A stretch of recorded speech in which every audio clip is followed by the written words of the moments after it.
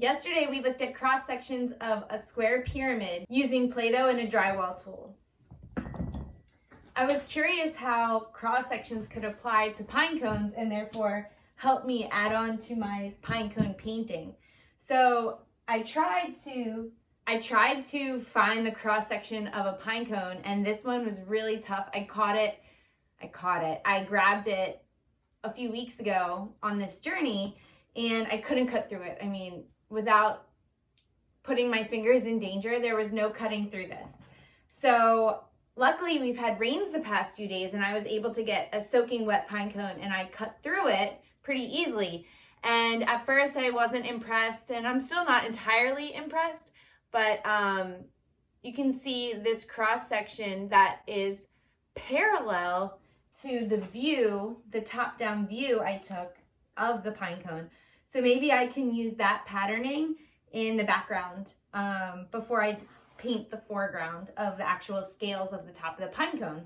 But that's how cross sections could apply to my pine cone painting. How can cross sections apply to your creative expression? Today is day 20 of the 28 Days to Fi journey, power.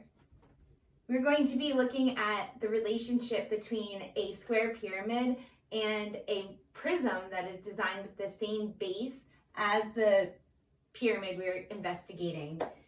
Prisms have two parallel bases. My yoga block is a rectangular prism, so whatever way I orient it, there's always two parallel bases, and then the vertical faces are all rectangles. So this is a prism. We've been dealing with pyramids a lot frequently. A pyramid only has one base and an apex. You can see that the lateral faces are not perpendicular to the base.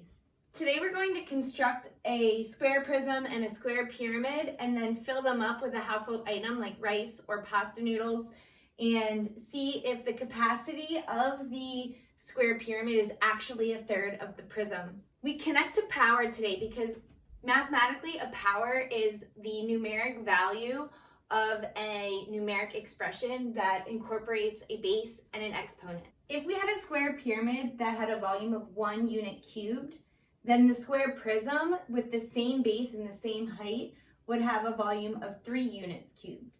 The cubed part is an exponent.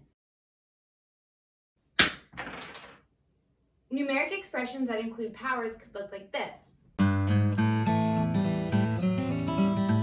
Using 2 as a base. Wow, another use of the word base for a different concept in math. Or how are they similar? If these are the bases of a prism and this is the base of a pyramid, that's interesting that a base could have 3 different pictures for the same word. So if we have a base of 2 and then we start with an exponent of 0 and increase the exponent by 1, then we get 2 to the 0, 2 to the first, 2 to the second, 2 to the third, 2 to the fourth. These are all powers of 2. So the value of these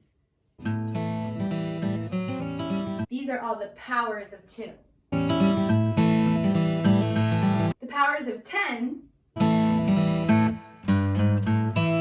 if we start at -3 and increase the exponents by 1, we can see the powers of 10 are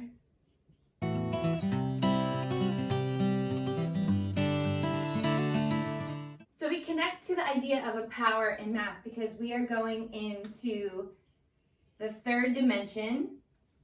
And that tells us that we are measuring in 3 directions, and we'll have 3 factors, 3 things that we would multiply by if we were using an algebraic formula. In the case of today's lesson, we're just going to compare the capacities of 2 solids and see if one is 3 times bigger or that there's a factor of 3 between the 2 capacities. First, I make the net for the square prism. I'm sure to use right angles and a straight edge to alternate between 4 and 6. Next, I make the net for the square pyramid using squares and right triangles and isosceles triangles. Then I cut out the pyramid, leaving room for tabs to tape the pyramid together. I use the 3, 4, 5 triangle to show the height of the pyramid is 4.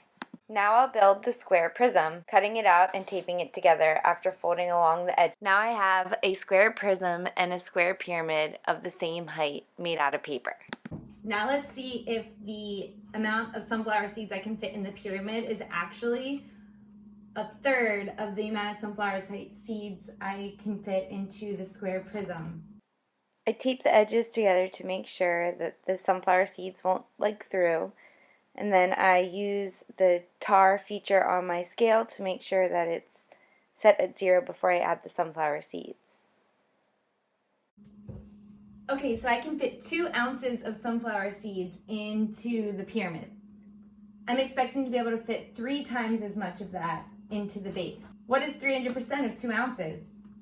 Now I use the pyramid to fill up the square prism. I should be able to fill up the square prism with 3 scoops of the sunflower seeds from the square pyramid. We should only need 2 more pyramids to fill up the prism.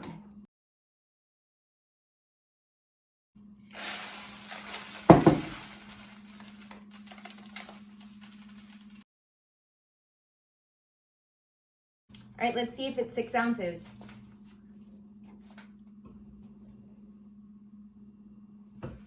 And it is. So the prism with the same size base and the same size height as a square pyramid with the same size base and the same size height. Volume of the prism is 3 times the volume of the pyramid, or the pyramid is a third of the prism's volume. Thanks for tuning in to the 28 Days of Phi. Today was day 20. I'll see you tomorrow.